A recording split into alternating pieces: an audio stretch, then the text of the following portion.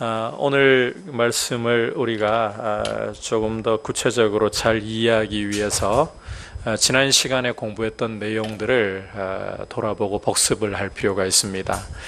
아마도 지난 시간 내용이 쉽지는 않으셨을 거예요. 지난 시간에 보면 예수 그리스도의 탁월하심을 천사와 비교해서 증명하는 내용을 함께 공부를 했었는데, 예수님이 천사보다도 탁월하신 이유가 아들이라는 이름을 기업으로 얻으셨기 때문이다, 이렇게 말씀하는 것을 보았습니다. 아마 이렇게 우리 생각으로는 예수님이 하나님의 아들이신데 뭘 그걸 새롭게 그렇게 이야기를 하는가, 그런 의문을 제기할 수도 있어요. 그런데 우리가 이 부분에서는 구약적인 배경을 염두에 두지 않으면 도저히 이해할 수 없는 표현이에요. 하나님께서 예수님에게 이 아들이라는 이름을 기업으로 주셨다 할 때에, 이 아들 단지 출생의 의미로 여러분 이해하시면 안 됩니다. 구약에서 아들이라고 할 때는 단순히 이 신약에서도 마찬가지지만 출생의 의미가 아니에요. 왜냐하면 천사들에게도 하나님께서 아들들이라는 이름을 욥기 1장이나 또 군데군데 읽어보시면 주셨어요. 천사들도 하나님의 아들들로 불리기 때문에 단지 이 아들이라는 호칭이 출생의 개념이 아니구나. 아니, 그러면 또 이상한 게, 하나님께서 천사들에게는 아들이라는 호칭 안 주셨고 예수님에게만 이 아들이라는 호칭을 주셨다고 했는데 말이 모순이잖아요.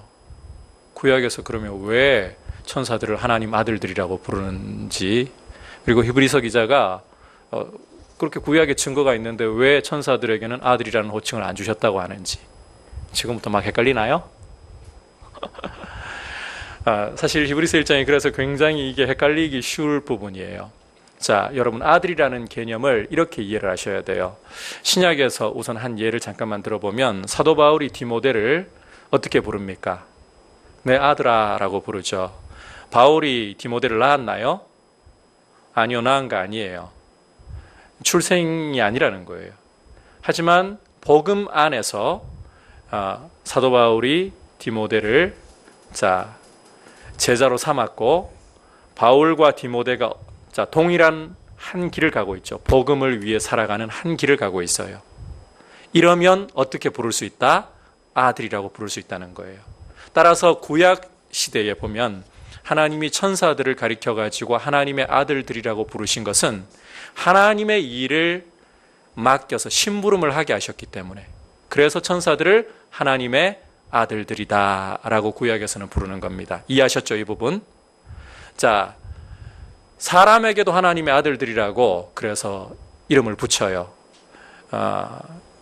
이스라엘 재판관들에게 하나님께서는 신들이다 혹은 신의 아들들이다 이런 호칭 주셨거든요. 왜? 그들이 율법을 가지고서, 하나님의 말씀을 가지고서 하나님의 백성들을 공정하게 재판해야 되니까, 하나님의 일에 참여하고 있으니까 그들을 하나님의 아들들.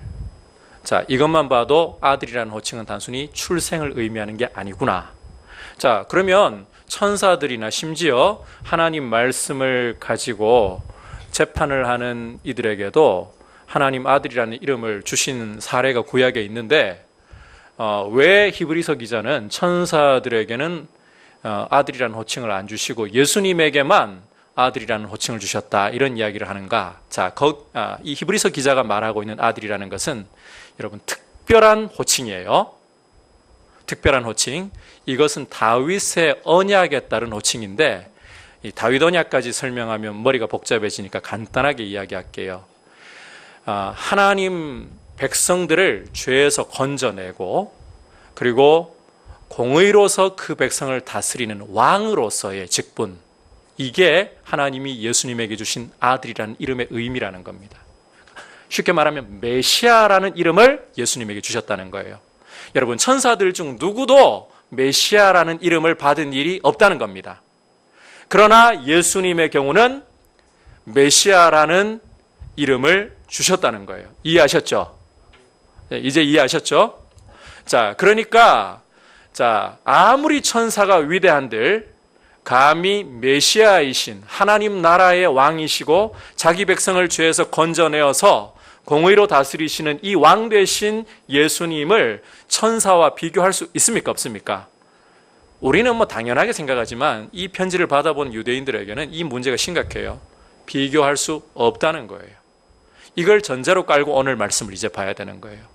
여러분, 이토록 천사가 감히 견줄 수도 없을 정도로 높으신 하나님 나라의 왕이시고 메시아이신 분이라면, 이분이 주시는 말씀, 이걸 다른 말로 복음이라고 하죠.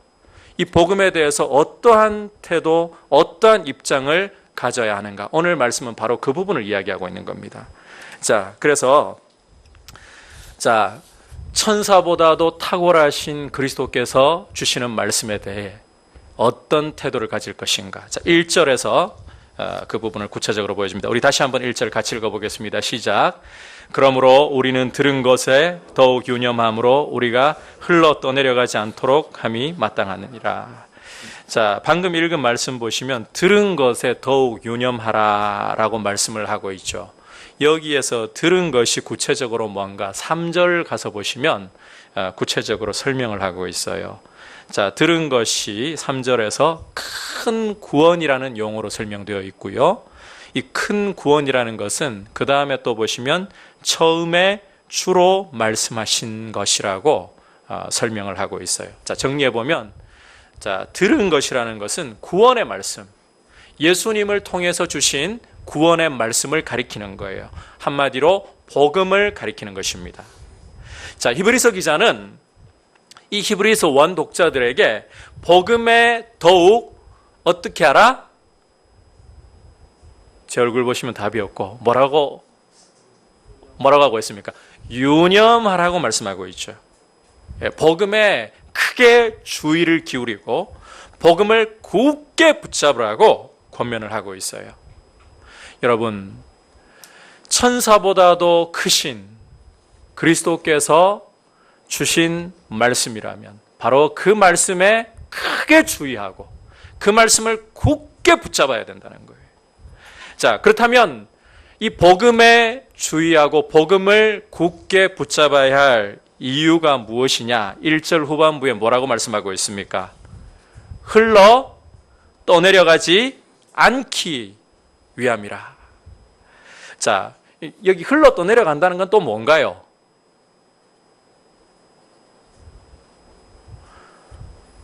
갑자기 밑도 끝도 없이 왜 흘러 떠내려간다는 말을 쓰고 있나요? 이것 역시 복음으로부터, 믿음으로부터 흘러 떠내려가는 것을 말하는 거예요. 지금 히브리서 원독자들은 예수님을 믿는 믿음 때문에 사람들에게 굉장한 박해를 받고 있는 실정이라고 말씀을 드렸었죠. 따라서 예수 믿는 것을 포기하고 유대교로만 돌아가도 지금 이들은 그들이 당하고 있던 박해로부터 더 이상 어려움을 당하지 않아도 돼요. 박해를 면할 수가 있어요. 그래서 지금 믿음에서부터 떠나버리고 싶은, 다시 유대교로 돌아가고 싶은 그런 큰 유혹을 실제적으로 당하고 있는 게 이들 히브리서 원 독자들의 형편이었던 거예요. 그런데 여러분, 오늘 1절 말씀을 우리가 보면 결국 이런 믿음에서 떠나려고 하는, 유대교로 돌아가려고 하는 이런 유혹, 이런 실제적인 위험이 무엇 때문에 온다는 겁니까? 역으로 가보면 무엇에 유념하지 않았기 때문에, 복음에 유념하지 않았기 때문에, 복음에 크게 주의하지 않고 복음을 굳게 붙들지 않았기 때문에 믿음에서부터 떠내려갈 그런 위험성이 생겼다는 거예요. 여러분, 복음이라는 것은, 바로 그리스도께서 주신 말씀이라는 것은 우리가 크게 주의를 기울이고 굳게 붙잡아야 할 말씀이에요. 이 말씀에 주의를 기울이지 않고 이 말씀을 굳게 붙잡지 않으면 세속주의의 거센 물결이 우리에게 밀려올 때에, 우리를 휩쓸어 가려고 할 때에 아무도 스스로는 버텨낼 재간이 없어요. 그냥 휩쓸려 가서 세속주의의 유혹에 빠져들고 믿음으로부터 멀어질 수밖에 없는 그런 일이 벌어진다는 겁니다. 여러분, 복음이야말로 우리를 지켜주고 복음이야말로 믿음 위에 굳게 서 있도록 우리를 세워주는 말씀인 줄 믿습니다. 교회를 다니면서도요, 복음과 상관없이 다닐 수 있어요. 여러분, 교회 다니고 있다고 해서 내가 신앙생활을 안전하게 잘하고 있고 주님이 기뻐하실 만한 신앙생활을 아무 문제 없이 할 거라고 착각이에요. 그거는. 예수님께서 마태복음 13장에서 천국 비유를 말씀하시는데 그 천국 비유는 장차 완성될 하나님 나라를 보여주기도 하지만 현재 지상에서의 하나님 나라의 전초기지인 교회에 대한 말씀이기도 해요. 교회에 대한 말씀을 보면 교회 안에 하나님이 심어 놓으시는 알곡이 있는가 하면, 좋은 곡식이 있는가 하면 동시에 또 뭐가 함께 섞여 있다고 말씀합니까? 원수가 심어 놓은 가라지가 함께 있다는 거예요.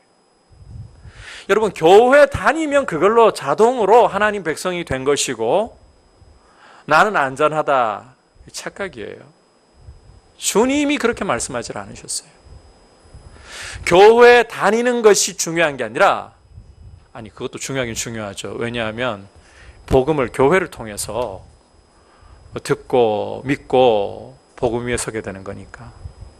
그런데 교회 안에 있는 성도들로서 이야기를 하자면 교회 안에 있는 것이 중요한 게 아니라 교회를 통해 주님이 주시는 이 복음을 굳게 붙드느냐, 이게 정말 중요한 문제라는 거예요.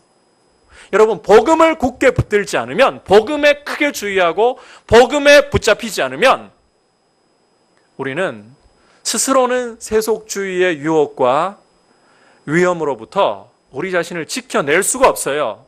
여러분, 우리 육체와 마음이 무엇을 좋아합니까? 죄를 좋아합니다. 그래서 이 세속주의라는 것은 뒤에서도 좀 다루어야 되겠습니다만은, 보면 세속주의의 특징이 내가 삶의 중심이 되어 있는 거예요. 내가. 하나님이 주인이 아니고 내가 주인이 되어 있는 거예요. 그러니까 내가 바라는 것들을 잡으려고 하는 거죠. 가장 대표적인 것으로 돈이 나를 행복하게 해줄 거라고 내가 그렇게 믿고 있잖아요. 또 병원 단 한 번도 안 가도 될, 그리고 또 평생에 걸쳐서 아흔이 되어도 뛰어다닐 수 있을 정도의 그런 체력, 이런 걸 보통 복이라고 생각하잖아요. 나라는 사람은. 어디 그뿐인가요?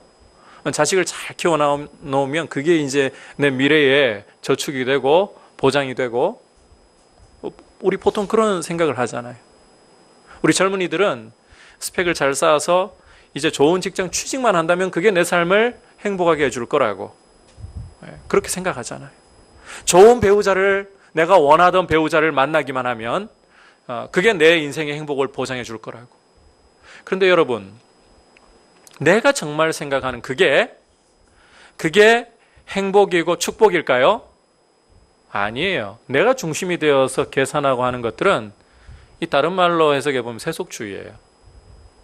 우리 몸과 마음은 세속주의에 대해서 굉장히 좋아하고 받아들이려고 하지, 그걸 거부하려고 하지 않아요. 그래서 우리 스스로의 힘으로 교회 안으로 밀려들려고 하고 우리를 집어삼키려고 하는 세속주의를 막아낼 재간이 없습니다. 따라서 복음에 크게 주의하고 복음을 굳게 붙들고 복음에 우리가 붙잡히지 않고서는 이 세속주의의 물결에 맞서서 성도다운 성도, 교회다운 교회를 이룬다는 것은 불가능하다는 사실을 우리가 확실히 알아야 되는 거예요. 그래서 복음을 붙드는 것보다 성도로서 더 중요한 것이 없구나. 히브리서에서요, 오늘 1장에서 지금 2장에서 초반부에 다루고 있지만 히브리서 전체로 봐도 이것은 핵심 메시지 중에 하나예요. 한번 따라 합시다. 복음을 굳게 붙잡아야 합니다. 여러분, 복음에 대해서 얼마나 알고 있고 얼마나 복음을 알아가려고 하고 있고 또 복음을 얼마나 굳게 붙잡고 있습니까? 오늘 이 질문을 우리가 계속 마음을 좀 던지면서 말씀을 계속해서 보기를 원합니다. 자, 그렇다면 이제 복음을 붙잡아야만 할 당위성에 대해서 좀 더 구체적으로 보도록 하겠습니다. 우리 2절, 3절 함께 읽어보겠습니다. 시작. 천사들을 통하여 하신 말씀이 견고하게 되어 모든 범죄함과 순종하지 아니함이 공정한 보응을 받았거든 우리가 이같이 큰 구원을 등한히 여기면 어찌 그 보응을 피하리요. 이 구원은 처음에 주로 말씀하신 바요 들은 자들이 우리에게 확증한 바니. 자, 2절 보시면 천사들을 통하여 하신 말씀, 이 용어 해석한다고 히브리서가 어려운 부분들 많은데요. 그래도 여러분 최대한 주의를 기울여 가지고 한번 따라와 보세요. 천사들을 통해 하신 말씀이라는 게 뭘까요?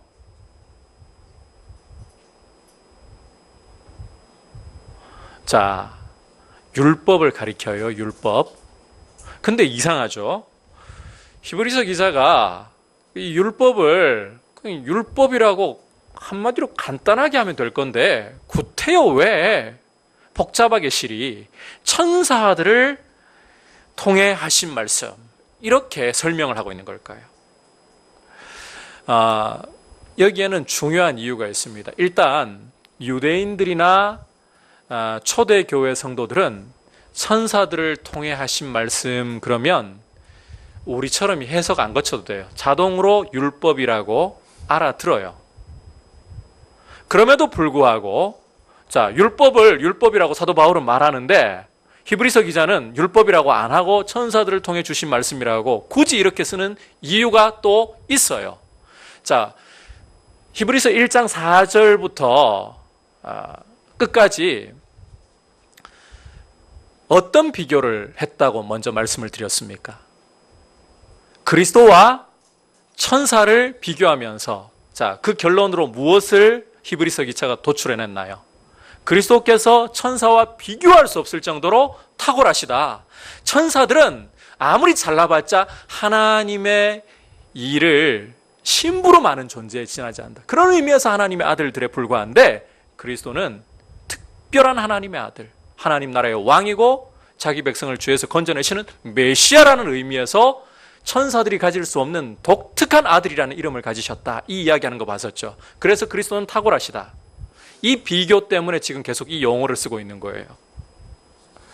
자, 여러분, 이렇게 천사보다 예수 그리스도께서 탁월하신 분이라면 자, 천사를 통해 주신 말씀이 비중이 클까요? 아니면 예수 그리스도를 통해서 주신 말씀이 비중이 클까요? 이건 두말할 필요 없이 예수 그리스도를 통해서 주신 말씀이 비중이 클 수밖에 없겠죠. 그래요. 그러니까 율법보다 복음이 더욱더 비중이 크다는 이야기예요. 자, 주목할 것은 자, 천사를 통해서 주신 말씀인 율법. 이 율법이라는 건 여러분 구약 전체를 가리키는 용어로 이해를 하시면 더 쉽습니다. 구약 말씀에 불순종하고 죄를 지었을 때에 하나님이 그 백성들에게 어떤 일을 하셨습니까? 보응을 하셨다. 심판을 하셨다. 자, 천사를 통해 주신 말씀을 어겨도 그 말씀으로부터 떠나도 하나님이 심판을 하셨다면 그보다 비교할 수 없이 크신 메시아이신 그리스도를 통해서 주신 말씀을 버리고 이 말씀으로부터 흘러 떠내려가 버린다면 자, 히브리서 기자가 뭐라고 하고 있습니까? 어찌 보응을 면할 수 있겠느냐? 이해되시죠? 여러분, 천사가 전해준 말씀을 어겨도 심판을 피할 수 없었다는 거예요. 그렇다면 하나님 나라의 왕이신 분이 전해준 말씀을 어길 때 어떻게 심판을 면할 거라고 감히 생각할 수 있냐는 거예요. 그리고 여러분, 이 율법이라는 게 천사를 통해 주신 말씀이라는 게 결국 모형과 그림자예요. 누구를 보여주기 위한? 예수님을 보여주기 위한. 이 복음이라는 것은 자, 이 율법의 완성이거든요. 모형과 그림자로 이야기하던 분이 오셔가지고 말씀한 것이기 때문에 완성이에요. 그러니까 오늘날로 치면 이 신약은 구약의 완성이에요. 빛 가운데서 주신 말씀이에요. 그런데 자, 이 말씀, 그리스도에 대한 이 찬란하고 명백한 말씀을 내다 버리고 다시 구약시대로 유대교로만 돌아가가지고 그리스도에 대해서 똑바로 알려하지 않고 모형과 그림자로만 전해주던 것을 밖에 피하려고 붙들려고 한다고? 이게 심판을 면할 수 있겠냐는 거예요. 따라서 여러분, 복음을 반드시 붙잡아야 할 당위성이 무엇이냐? 이 복음을 거부하고 뒤로 물러나는 것은 하나님의 심판을 면할 수 없다는 것입니다. 뿐만 아니라 4절에서 보면 복음을 굳게 붙잡아야 할 당위성을 또 이렇게 말씀하고 있습니다. 같이 읽어보겠습니다. 시작. 하나님도 표적들과 기사들과 여러 가지 능력과 및 자기의 뜻을 따라 성령이 나누어 주신 것으로서 그들과 함께 증언하셨느니라. 자, 복음을 왜 굳게 붙잡지 않으면 안 되는가? 누가 이 복음을 확증해 주셨기 때문에 하나님이 직접 표적과 기사로서 성령의 은사로서 이 일을 확증해 주셨으니까 이 복음으로부터 떠나는 것은 두려운 일이라는 거예요. 이런 확실한 말씀을 버리고 유대교로 돌아가려고 하는 이것이야말로 심판을 면할 수 없다는 거죠. 여러분, 이것은 단순히 히브리서를 받아보고 있는 원독자들에게만 해당되는 게 아니에요. 오늘 현대 교회에게 있어서 가장 큰 문제점이 무엇이냐? 복음에 크게 주의하지 않고 복음을 굳게 붙잡지 않는다는 데 있다는 겁니다. 여러분, 우리 한국 교회가 지금 심각하게 흔들리고 내리막길로 내려온 데는 프로그램이나 어떤 다른 여러 가지 이벤트 못해서 이런 문제 아닙니다. 그럼에도 불구하고 우리 목회자들이 큰 실수를 한 게 뭔가 하면요, 교회의 프로그램을 바꾸면, 이런 이벤트를 벌리면 무언가 교회가 잘 되고 성장하고 분명히 되겠지. 그래서 80년대에는 보면요, 90년대까지 제자훈련이 굉장히 유행을 했어요.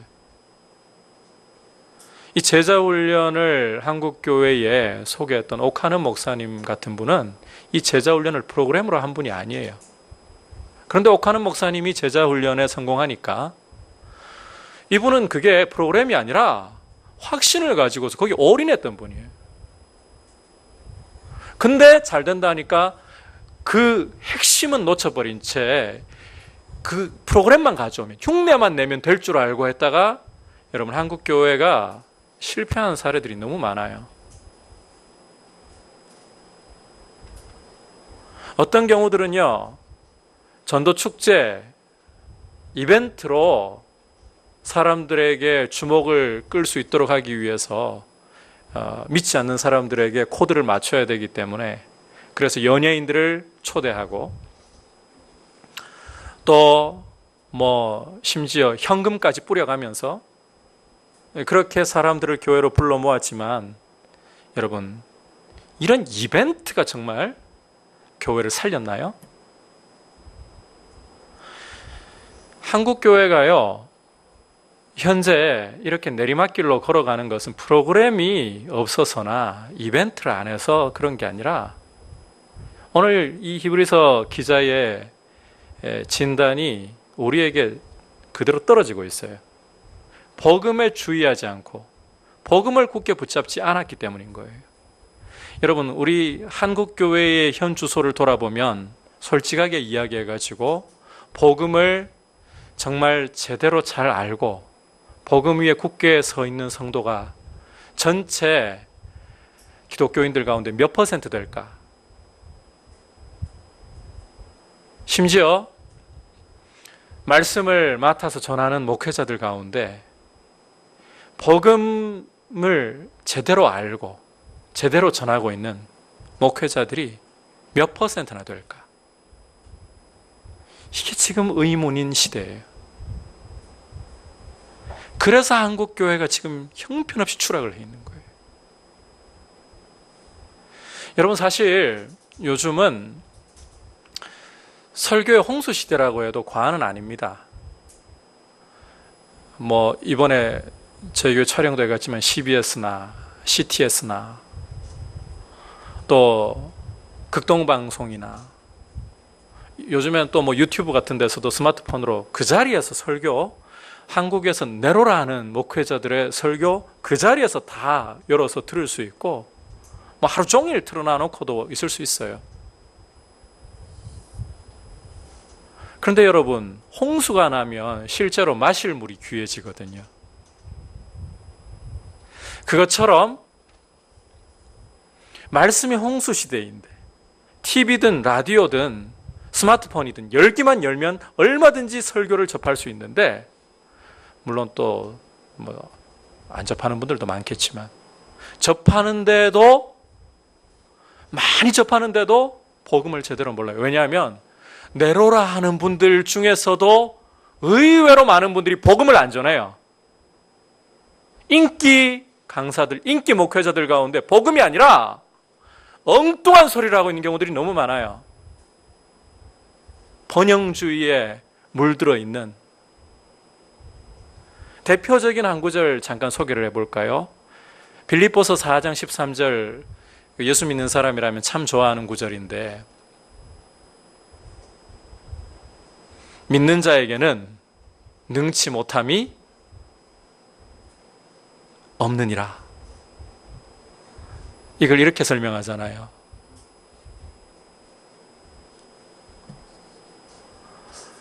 예수만 믿기만 하면 사업도 다 성공하고, 예수만 믿기만 하면 암 걸렸다가도 그냥 다 깨끗하게 낫고, 예수만 믿기만 하면 뭐든 간에 원하는 거 다 할 수 있다고. 여러분, 과연 빌립보서 4장 13절 내게 능력 주신 자 안에서 내가 모든 것을 할 수 있느니라, 믿는 자에게 능치 못함이 없느니라, 이 의미가요, 그런 의미일까요? 사실은 그런 의미가 아니에요. 그 앞에 문맥만 봐도요, 사도 바울이 그런 이야기를 하고 있어요. 내가 풍부에 처할 줄도 알고 궁핍에 처할 줄도 알고 어떤 형편에 있든지 거기에 적응할 수 있는 일체의 비결을 배웠다. 그러면서 하는 말이, 내게 능력 주시는 자 안에서 내가 모든 것을 할 수 있다. 믿는 자는 모든 것을 할 수 있다는 거예요. 그걸 다시 해석하면, 어려움이 와도 그 어려움 원망하지 않고, 정말 가난 중에 극심한 가난에 처해도 나는 그 가운데서도 살아가는 법 다 배워서 충분히 그리스도의 은혜로 살 수 있다. 지금 이 이야기를 하는 게 그 말씀이에요. 그런데 우리 목회자들이 그렇게 안 가르쳐요. 제가 저희 청년 중에 하나한테 기가 막힌 이야기를 한번 들었어요. 이 친구가 이제 앞으로 결혼을 해가지고 타 지역으로 가야 할 상황인데, 미리 이제 집을 좀 알아놓고 또 가서 정착해야 할 교회 알아본다고 그 집 구한 주변 교회를 한번 조금 규모가 있는가 봐요. 가봤던가 본데, 광고 시간에 목사님 이런 이야기를 하더랍니다. 물질 만능 세미나를 이제 그 주중에 한대요. 물질 만능 세미나. 물질 권능 세미나, 참 만능이 아니고 물질 권능 세미나. 그러면서 하시는 말씀이, 이 세미나에 참석하지 않는 분들은 고아의 영을 받았고 참석하는 분들은 성령을 받았고. 혹시 고아의 영이라고 성경에서 보신 적 있나요? 저는 본 적이 없어요. 과부의 영은 없습니까, 그러면? 고아의 영이 있으면 과부의 영도 있어야죠. 이건요, 그따위라고 밖에는 말할 다른 표현이 안 서요. 어디 성경에서도 가르치지 않는, 성도가 그 물질 권능 세미나 참석 안 하면 고아의 영 받는다고 어디 성경에 말씀을 하고 있나요? 거기 참석 안 하면 성령 받은 게 아니고 고아의 영을 받았다고요? 미친 소리를 하고 있는 거예요. 그게 과연 목회자의 입에서 나와야 할 말이냐고요. 성도를 완전히 유혹의 길로, 세속주의의 길로 빠뜨리는 이야기를 하고 있는 건데, 그건 복음이 아니에요. 그거는 사탄이 좋아할 이야기예요. 이건 교회의 표지라고 조차 할 수 없는 거예요. 그런데 그런 이야기를 목회자가 아멘을 유도해가면서 성도들에게 공포를 심어가면서 그렇게 가르치고 있어요. 여러분, 교회의 체질이 약화되고 교회가 믿음에서 흔들리고 무너져가는 이유는 다른 거 없습니다. 오늘 히브리서 기자의 말씀을 보면 복음에 크게 주의하지 않고 복음을 굳게 붙들지 않아서입니다. 여러분, 우리 믿음이 흔들리고 우리 믿음이 자꾸만 주님을 향한 믿음으로부터 멀어지려고 하는 상황 속에 있습니까? 우리 자신을 점검해 보면 하나님의 말씀을 우리 마음에 두려고 하기보다 다른 것들이 자꾸 들어와서 말씀을 밀어내고 있기 때문 아닙니까? 여러분, 다른 이유 때문에 우리 믿음이 흔들리는 게 아닙니다. 복음에 주의하지 않아서 그렇습니다. 그래서 이제 우리가 앞으로 또 히브리서를 공부하면서 이 복음에 대해서, 복음의 중심이 되시는 그리스도에 대해서 히브리서 기자가 구약을 가지고 밀도 있게 다룰 거예요. 히브리서는 좀 어려워요. 그래서 구약을 아주 깊이 있게 다루기 때문에 여러분, 그래서 히브리서는 머리를 써가면서 좀 공부를 해야 될 책이에요. 설교하는 저도 어떻게 하면 이걸 여러분에게 좀 쉽게, 제가 이해하고 있는 걸, 머리로 이해하고 있는 걸 말로 좀 이렇게 잘 풀어드려야 되는데 초반부터 좀 어렵게 들어갔잖아요, 오늘. 그죠? 지난 시간 내용을. 하지만 여러분, 그만큼 우리가 이해하고 또 알아야 할 가치가 있기 때문에 배우는 것을 주저하지 마십시오. 그리고 복음 위에 굳게 서서 믿음 위에 견고하게 서 있는 성도로서 하나님 앞에 자신을 드릴 수 있기를 축복합니다. 그리고 저의 책임은 그거예요. 복음을 복음대로 여러분들에게 잘 가르치는 거예요. 그래서 저도 여러분에게 바르게 말씀대로 복음대로 전하기 위해서 힘쓰고, 또 아울러서 그렇게 기도를 좀 해주세요. 박창규 목사, 또 앞에 함께 말씀을 전해야 할 우리 전도사님들, 크게는 우리 한국교회가 복음을 강단에서 제대로 전하고, 여러분, 복음 제대로 안 전하면 성도들은 길 잃게 돼버립니다. 하나님 앞에서 두려운 이야기예요, 이게. 주님께로 인도해야 할 사람들을 엉뚱한 곳으로 인도해가지고 심지어는 지옥 자식 만들어버릴 수도 있어요. 굉장히 두려운 일이에요. 그래서 바르게 복음을 전할 수 있도록 여러분께서 기도해 주시고 함께 복음을 위해 달려나갈 수 있기를 주의 이름으로 축복합니다. 같이 기도합시다.